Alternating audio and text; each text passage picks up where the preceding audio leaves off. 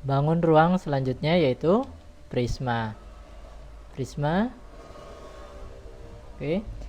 Ada prisma segitiga, prisma segi 4, segi 5 dan seterusnya ya.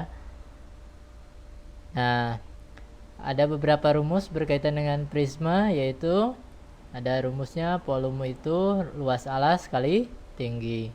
Kemudian kalau luas permukaan itu 2 kali luas alas tambah keliling alas kali tinggi. Nah, yang harus jadi perhatian buat kalian yang pertama adalah luas alas. Nah, ini ada istilah luas alas ya. Luas alas, berarti kalian harus tahu alasnya yang mana. Nah, yang disebut alas dalam prisma itu adalah sisi atau bidang yang mempunyai tutupnya, atau misalkan di alas berarti ada tutupnya yang kongruen dengan alas tersebut. Jadi ada bidang yang sejajar dengan bidang alas itu kongruen. Contoh di sini PQR ini disebut alas karena ada tutupnya, yaitu ada bidang yang sejajar dengan PQR yaitu segitiga STU, dan STU dengan PQR ini kongruen, berarti ini disebut alasnya.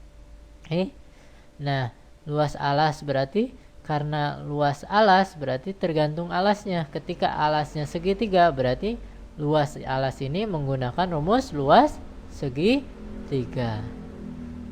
Sedangkan pengertian dari tinggi adalah jarak antara bidang alas dengan bidang atasnya atau tutupnya. Berarti ketika di sini bidang alasnya segitiga PRQ atau PQR dan tutupnya STU, maka tingginya itu jarak dari segitiga PQR ke segitiga STU, yaitu tingginya ini ya, panjang dari U ke Q atau dari T ke R atau dari S ke P. Kalau untuk yang ini, gambar yang sebelah sini, ini juga prisma. Nah, alasnya yang mana? Nah, alasnya itu bukan yang persegi panjang ini ya, tapi yang ini, yang bapak warna ini, yang warna hijau ini ya. Ini sebagai alasnya. Kenapa? Karena ada bidang yang sejajar dengan ini, dengan trapesium ini, yaitu trapesium yang di belakang dan kongruen. Apabila kita menggunakan alas yang bawah, maka bidang tutupnya itu tidak kongruen. Bidang dengan ya. Jadi yang dijadiin alas adalah yang trapesium. Hati-hati ya. Berarti yang harus kalian cari sebelum mencari volume, langkah-langkahnya cari dulu luas alasnya. Untuk mencari luas alas, perhatikan alasnya yang mana. Kemudian kalian harus hafal berarti ya luas-luas dari bangun datarnya. Untuk luas permukaannya di sini keliling alas gampang ya. Ketika kalian sudah menemukan keliling alasnya, berarti keliling alas tinggal tambah-tambahkan aja sisi alasnya ya. Paham ya? Sisi dari alasnya. Selanjutnya bangun ruang yang selanjutnya yaitu limas. Limas ada limas segitiga, ada limas segi 4 dan seterusnya, limas segi 5 dan limas segi N ya. Nah, rumus-rumus berkaitan dengan limas ada volume limas itu rumusnya 1/3 luas alas kali tinggi. Tinggi ini adalah jarak dari puncaknya ini sudut ya, titik di puncak limas ke bidang alas. Berarti kalau di sini ini tinggi itu ke tengah-tengah di sini ya. Nah, kita misalkan ini diberi T, ini di sini ada titik O-nya ya, titik pusatnya. Jadi ini tinggi ini harus tegak lurus garisnya ya, dari puncak tegak lurus dengan bidang alasnya. Itu tinggi. Luas alas sama dengan ini, mudah ya mencarinya kalau di sini. Luas alas sudah terlihat. Ini luas alasnya segitiga, yang ini luas alasnya persegi atau persegi panjang ya. Paham? Ya. Kemudian luas permukaan. Luas permukaan limas adalah rumusnya luas alas, ini ya. Ada luas alas ditambah dengan jumlah luas sisi tegak.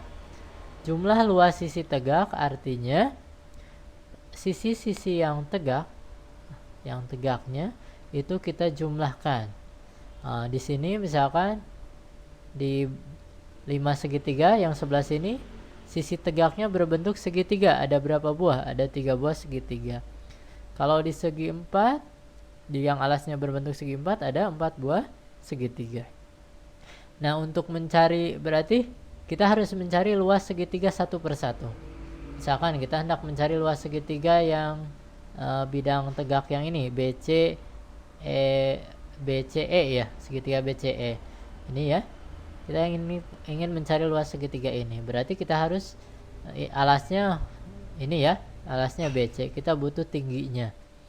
Misalkan di sininya katakan ada apa ya, F ya, jadi dari E ke F ini kita akan mencari tinggi segitiganya.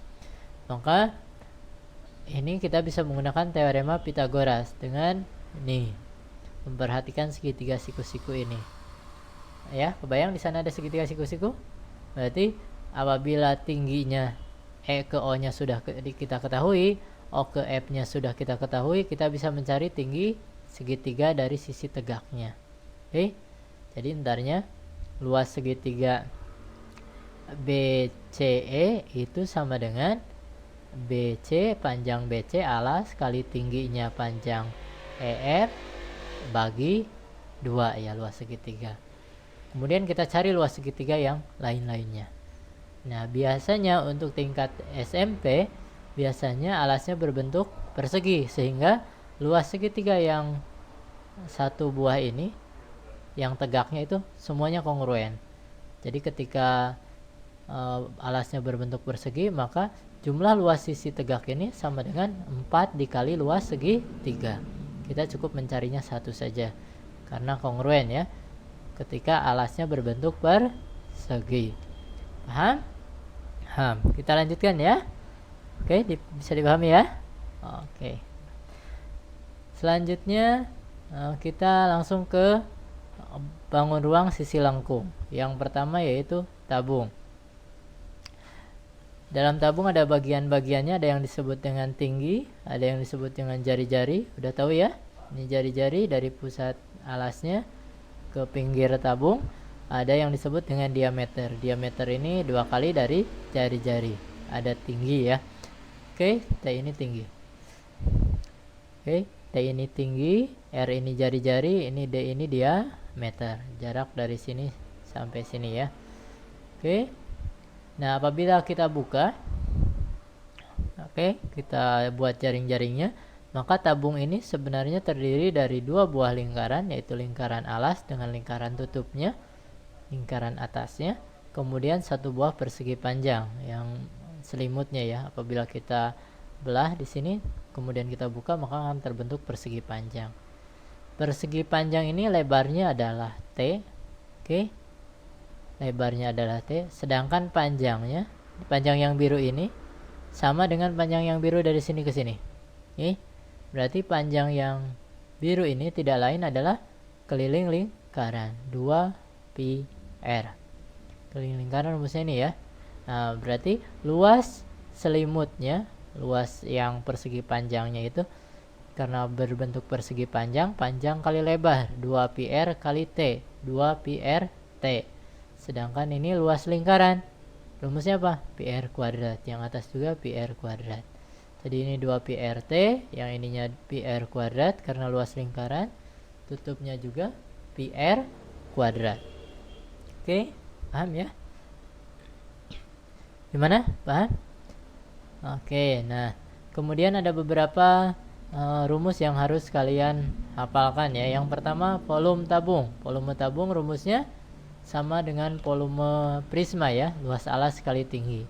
Hanya di sini luas alasnya luas lingkaran, yaitu PR kuadrat kali T. Jadi PR kuadrat T ini kali ya, kalau nggak ada tandanya artinya dikali. Kemudian ada yang disebut luas selimut. Luas selimut ini luas yang ini ya, yang persegi panjangnya ya ketika dibuka, yaitu 2πrt. Kemudian ada luas permukaan. Kalau luas permukaan itu luas seluruh permukaan dari tabung. Berarti luas seluruh bidang yang membatasi bangun tabung tersebut, yaitu ada bidang alas, bidang atas,